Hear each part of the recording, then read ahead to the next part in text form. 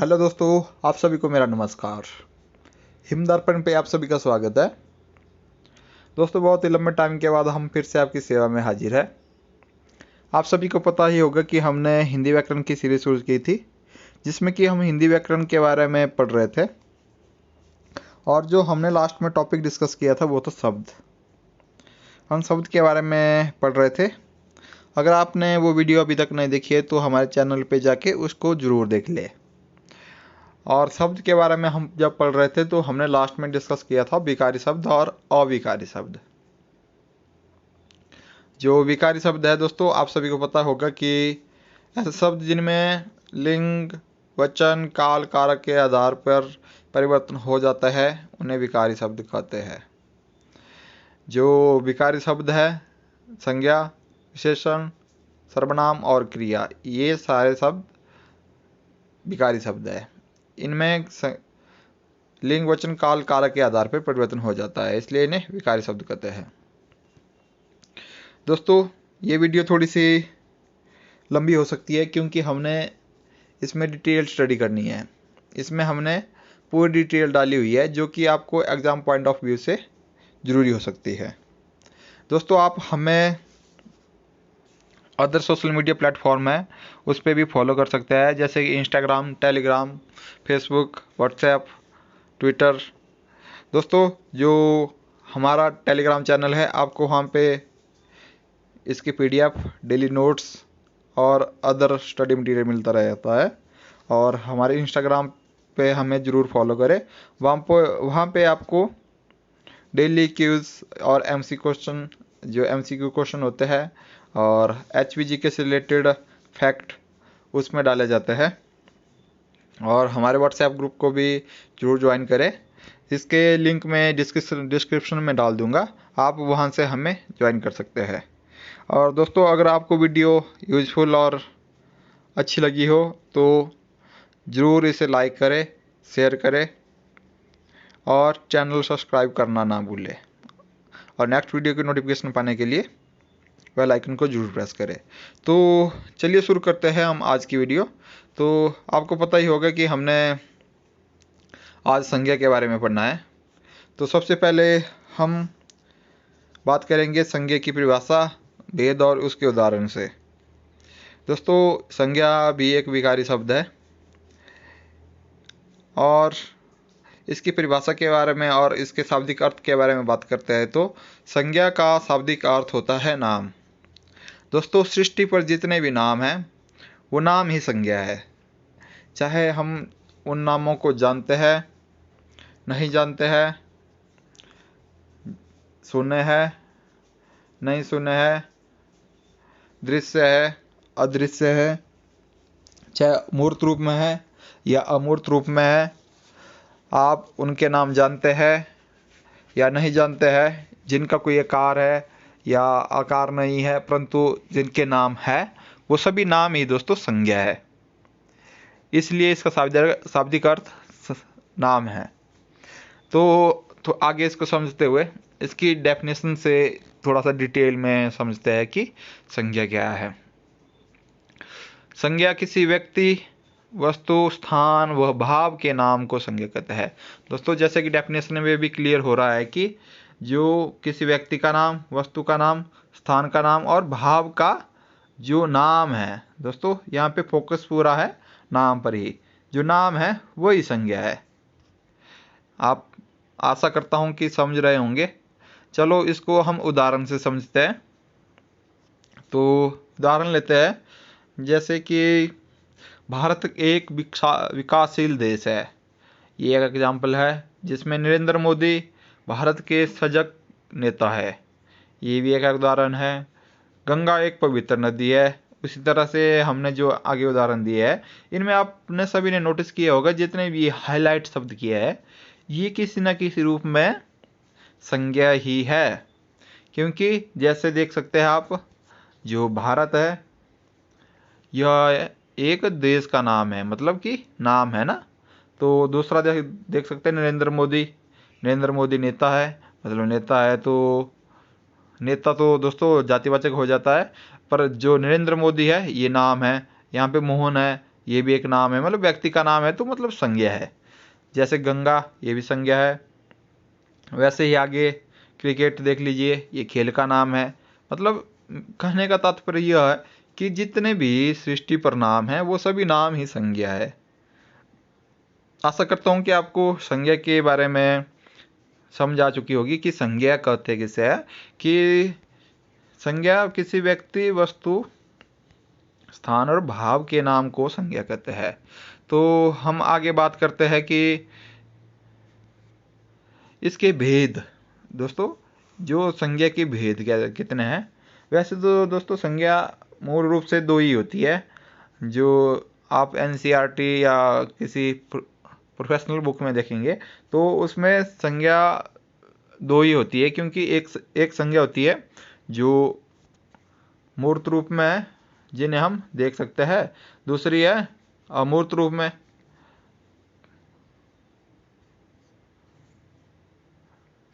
इसे हम यथार्थवाचक या भाववाचक के नाम से जानते हैं। यथार्थवाचक होगी मूर्त रूप में, और जो भाव अमूर्त होगी भाव, जिन्हें हम मतलब कि मूर्त रूप, मतलब जिन्हें हम देख सकते हैं, महसूस कर सकते हैं, जो वास्तविक में है। परंतु कुछ संज्ञा ऐसी भी है जिन्हें हम सिर्फ महसूस ही कर सकते हैं, वो अदृश्य आती है।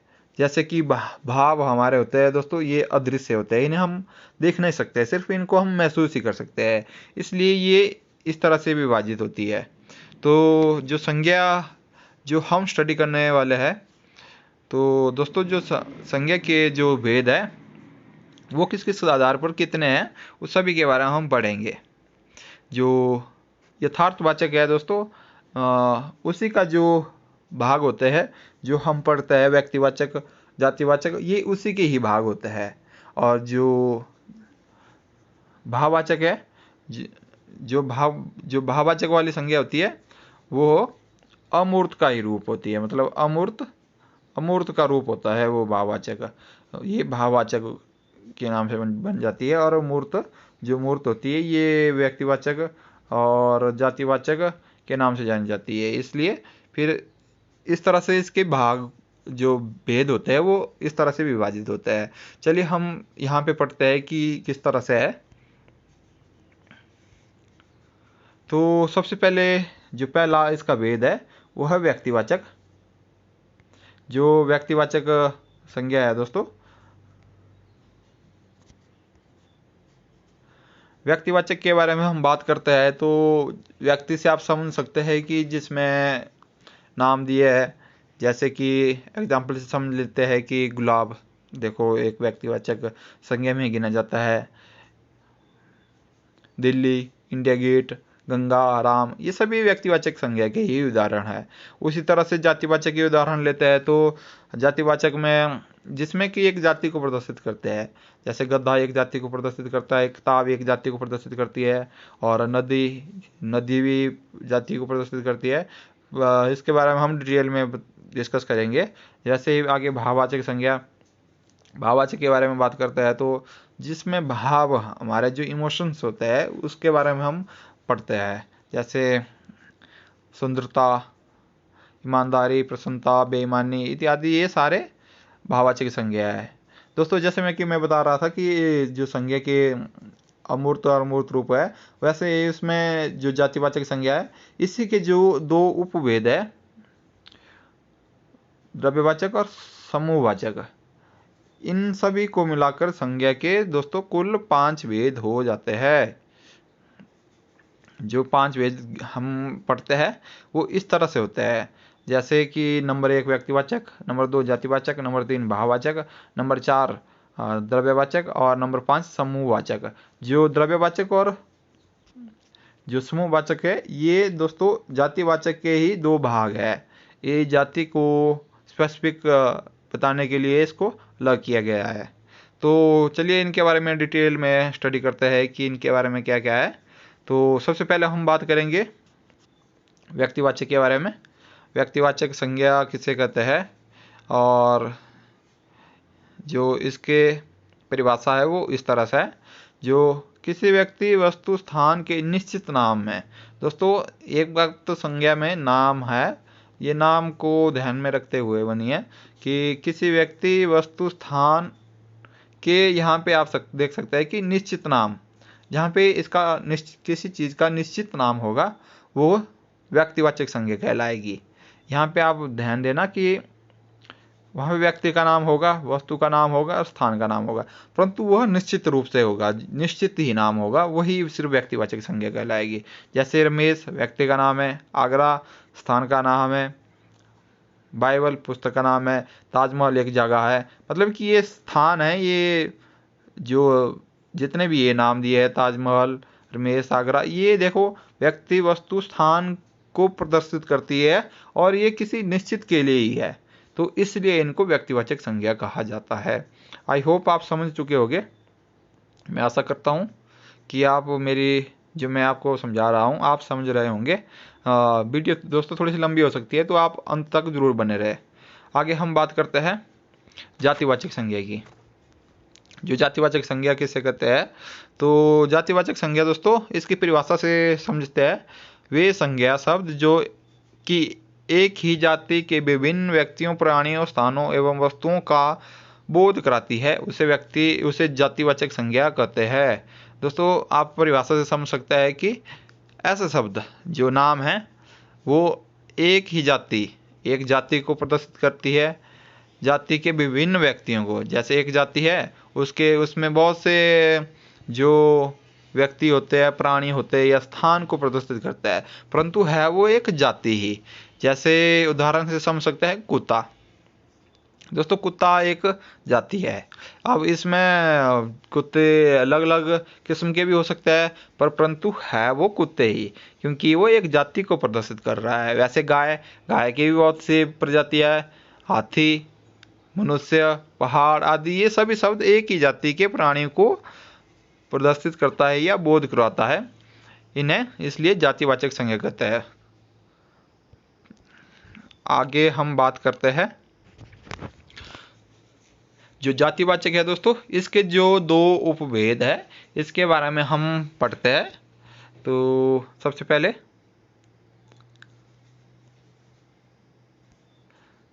द्रव्यवाचक संज्ञा। जो द्रव्यवाचक संज्ञा है, जिन संज्ञा शब्दों से किसी पदार्थ या धातु का बोध हो। यहाँ पे पता क्या होता है कि यहाँ पे जो पदार्थ है या धातु है ये जातिवाचक का उपभेद, परंतु यहाँ पे ये किसी पदार्थ या धातु का बोध कराती है, उन्हें द्रव्यवाचक संज्ञा कहते हैं। जैसे कि पदार्थ या धातु से आप समझ सकते हैं, जैसे दूध, घी, गेहूं, सोना, चांदी, पानी आदि जो है द्रव्यवाचक संज्ञा के उदाहरण है। आशा करता हूं कि आप यहां से समझ गए होंगे, क्योंकि यहां पे आप देख सकते हैं जो द्रव्यवाचक संज्ञा है इसमें धातु और पदार्थ के बारे में बताया जाता है।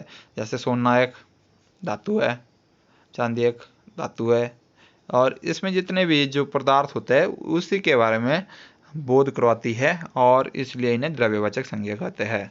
और नेक्स्ट हम बात करते हैं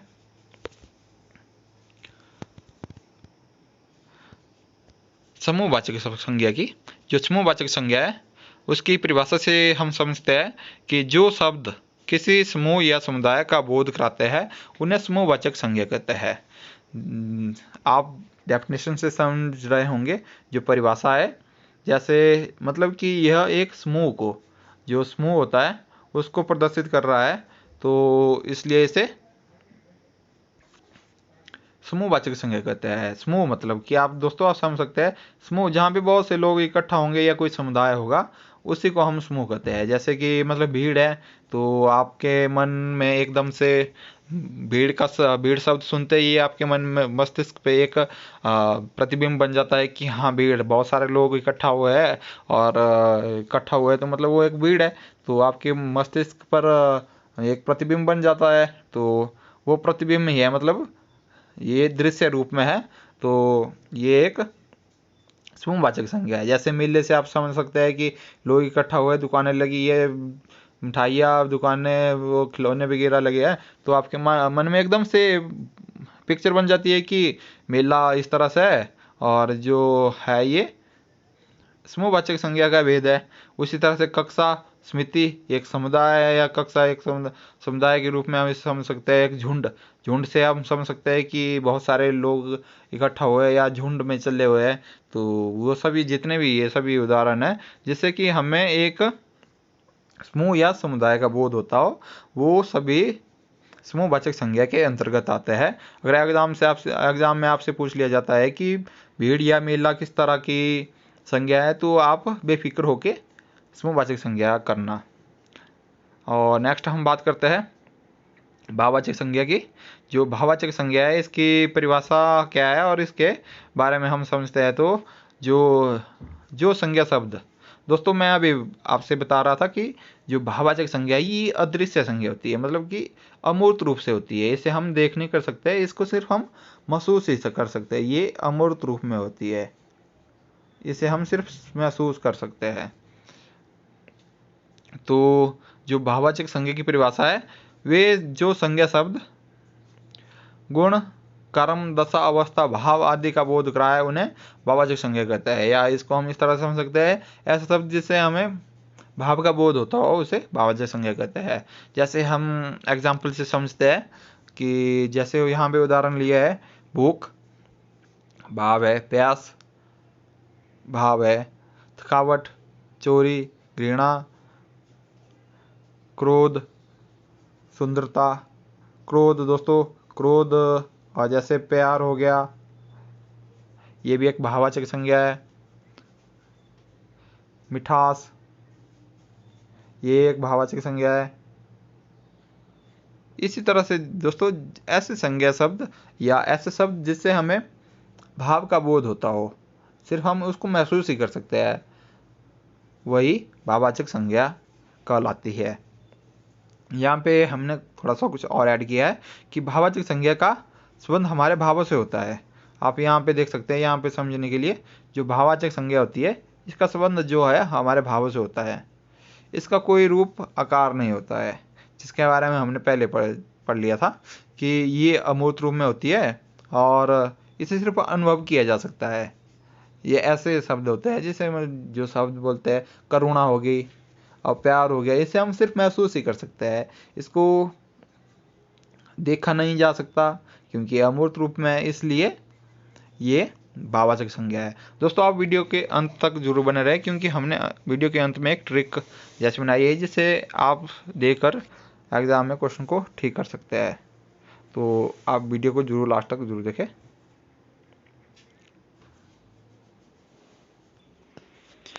आगे हम बात करते हैं कुछ जो टॉपिक होता है दोस्तों, इसमें कुछ विशेष डाला है जिसमें हमें कन्फ्यूजन हो जाता है या जो रूल है इसको पहचानने के लिए।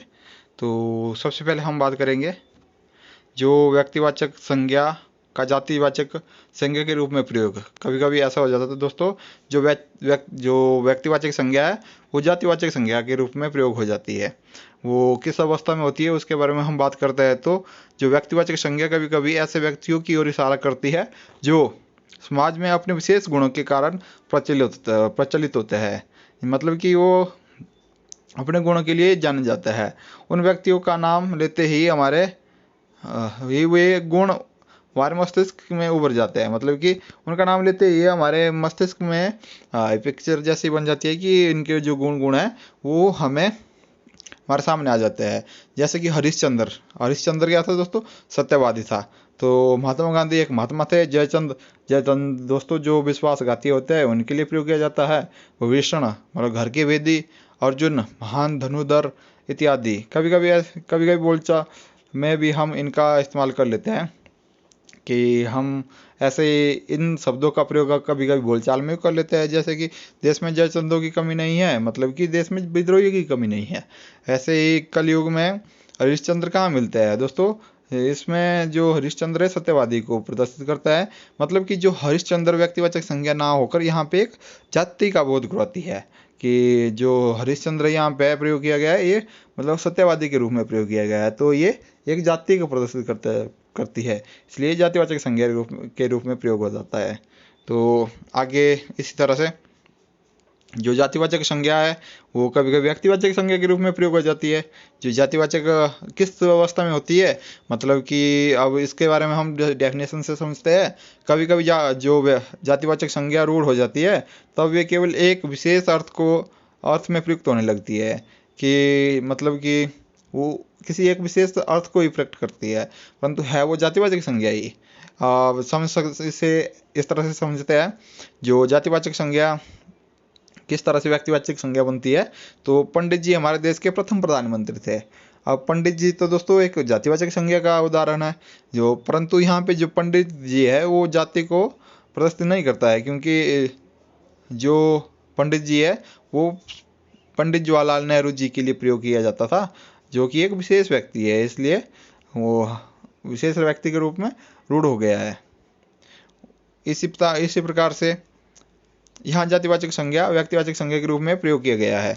जैसे कि जो जातिवाचक संज्ञा है वो व्यक्तिवाचक संज्ञा में प्रयोग हो जाता है। एग्जाम्पल समझते हैं कि राष्ट्रपिता गांधी जी ने हरिजनों का उद्धार किया। यहाँ पे राष्ट्रपिता महात्मा गांधी जी के बारे में प्रयोग किया जाता है। वैसे ही नेताजी, दोस्तों नेताजी एक जातिवाचक संज्ञा का उदाहरण है, परंतु यहाँ पे उन्होंने एक बात कही थी कि तुम मुझे खून दो मैं तुम्हें आज़ादी दूंगा।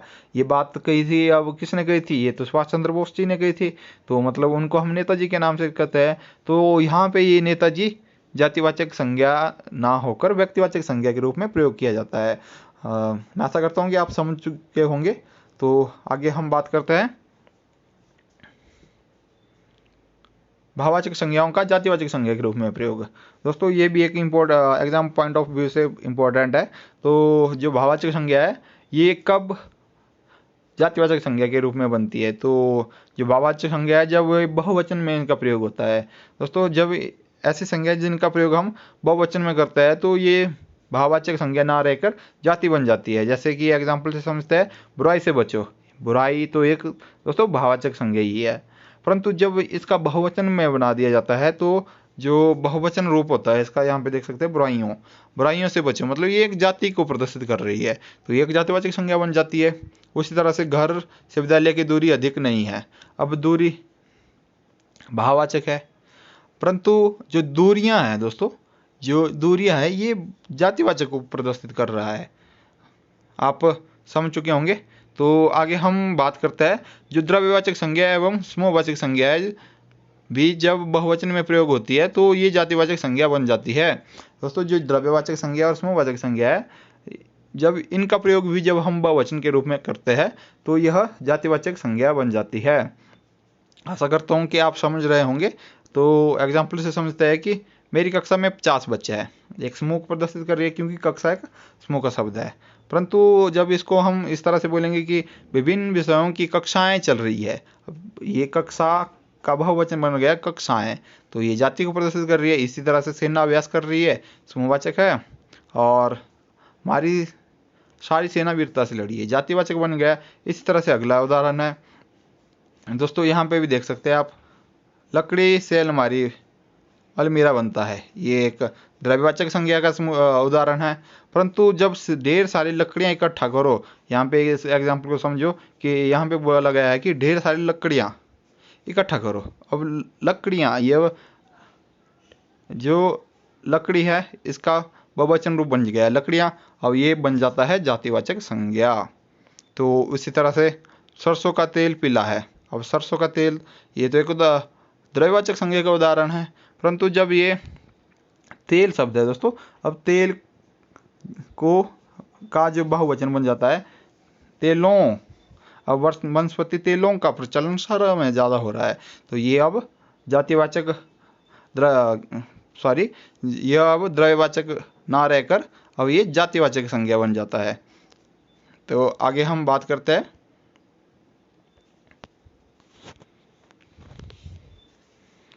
दोस्तों, जो हमने बात की थी कि एक चार्ट जैसा है जिस ट्रिक की समझ सकते हैं, जिसे आपको देखकर आसानी हो जाएगी एग्जाम में एकदम से क्वेश्चन को आइडेंटिफाई करने में, पहचानने में एकदम से आपको आसानी हो जाएगी। आप इस चार्ट को एक बार समझ लेंगे तो आप आसानी से एग्जाम में क्वेश्चन को कर लेंगे। तो सबसे पहले हम बात करेंगे व्यक्तिवाचक, जातिवाचक और भाववाचक की संज्ञा किसके तरह से हम पहचान सकते हैं। तो जो पहले हमने स्टार्टिंग में बात की थी दोस्तों, जो संज्ञा है ये दो रूप में होती है, दृश्य और अदृश्य, मूर्त और अमूर्त। वैसे ही वहाँ से हम समझ सकते हैं कि जो जातिवाचक संज्ञा की पहचान है दोस्तों, जो जितनी भी जो व्यक्तिवाचक संज्ञा है दोस्तों, पहली कंडीशन इसमें ये होगी कि ये दृश्य रूप में होगी और सदैव ही ये एक वचन में होगी, हमेशा ही इसका एक ही वचन होगा। इसका उदाहरण से समझ सकते हैं कि मोहन, अब मोहन के मोहनो तो बन नहीं सकता, उस तरह से राजस्थान, राजस्थान का भी अब बहुवचन कैसे बनाएंगे। वैसे ही गंगा, इसको इस तरह से आप समझ सकते हैं कि जो दृश्य होगी और साथ में सदैव एक वचन में होगी। वैसे आगे बात करते हैं जातिवाचक संज्ञा की, तो कंडीशन इसकी वही है कि ये दृश्य तो होगी क्योंकि ये मूर्त रूप में होती है, इसको हम देख सकते हैं, परंतु इसकी जो साथ में होता है ये बहुवचन के रूप में होती है। बहुवचन भी वे एक वचन जिनको बहुवचन बनाया जा सकता है, मतलब ऐसे ऐसे शब्द जो एक वचन तो होंगे और साथ में उनको बहुवचन भी बनाया जा सकता है, वही शब्द दोस्तों, बाकी जो अन्य शब्द नहीं। जैसे पुस्तक, ये एक वचन में है, अभी पुस्तक एक वचन में है, पर इसका बहुवचन बन जाता है क्योंकि पुस्तक का पुस्तकें बन जाता है, तो ये फिर जाति हो जाता है। और नदी, नदी भी एक जातिवाचक संज्ञा है और नदी का बहुवचन भी बन जाता है, नदियाँ। उस तरह लड़की, लड़कियाँ, आप यहाँ से समझ रहे होंगे दोस्तों। आगे हम बात करते हैं भाववाचक की। भाववाचक संज्ञा पहले ही बताया है कि ये अमूर्त और अदृश्य होती है, जिनको हम सिर्फ महसूस ही कर सकते हैं। बाकी इसका जो पहचान का जो जिसको हम किस तरह से पहचानेंगे, तो सबसे पहली बात जो इसको पहचानेंगे, एक तो ये अदृश्य होगी, इनको हम देख नहीं सकते हैं, साथ में ये एक वचन होगी, ये हमेशा एक ही वचनी होगी और इनको महसूस किया जा सकता है। बाकी सिर्फ इनको हम महसूस किया जा सकता है, ना ही देख सकते हैं, ना ही ये मूर्त रूप में होगी, ये सिर्फ अमूर्त रूप में होगी। जैसे उदाहरण के लिए करुणा ले ले, दया ले ले, मानवता ले ले, प्यार ले ले, ये सारे शब्द अदृश्य है दोस्तों, आपने इनको कभी नहीं देखा है। अब और है भी सदैव ये एक ही वचन में, इसलिए इस चार्ट का आप एक सेकंड शॉट ले सकते हैं समझने के लिए। आपको इस चार्ट को आसानी एक बार जरूर देख ले और समझ ले, आप एग्ज़ाम में कोई क्वेश्चन गलत नहीं करेंगे। मैं आशा करता हूँ कि आपको वीडियो अच्छी लगी होगी और आपने पूरी वीडियो देखी होगी। दोस्तों अगर आपने वीडियो पूरी देखी है तो कक्षा में कौन सी संज्ञा है, इसका आंसर कमेंट में ज़रूर कमेंट करें, जो कमेंट बॉक्स में आप इसका आंसर कमेंट करें। व्यक्तिवाचक संज्ञा है कि जातिवाचक है, समूहवाचक है या भाववाचक है, आप इसको अपना आंसर कमेंट जरूर करें। और दोस्तों अगर आपको हमारी वीडियो अच्छी लगी होगी तो आप प्लीज़ लाइक करें, शेयर करें और चैनल को सब्सक्राइब करना ना भूलें और बेल आइकन को जरूर प्रेस करें। और मैं आशा करता हूँ कि अगर हमसे कोई गलती होगी तो आप हमें उस बात को भी सजेशन बॉक्स में ज़रूर लिखें, जिससे कि हम आगे वाली वीडियो में सुधार कर सकें। दोस्तों तो बने रहे हिमदर्पण के साथ। Thank you.